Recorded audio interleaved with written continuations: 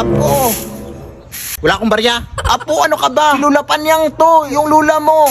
Ay ha? Hindi mo na ba ako natatandaan? Lola? Paano po? Bakit ngayon ka lang napabisita? May alitan kasi kami ng nanay mo. Ganun po ba? Sige, pumasok muna kayo dito, Lola.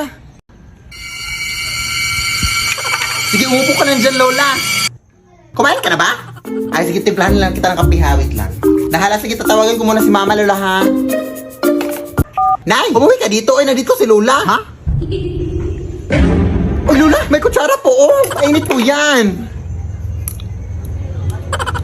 Dating pusa ba to si Lola, Nay? Anong Lola, anak? Si Lola Panyang ba? Nakabisita dito sa bahay. Anak, nagbibiro ka ba? Matagal nang wala yung lola mo. Ha? Ay, baka hindi mo na matandaan. Bata ka pa kasi nung nilibing yung lola mo. Sino to yung dito, Nay? Abay, ewan ko. Tigilan mo kasi ang pagpupuyak ng anak at ano-ano na yung nakikita mo. Bye. Nay!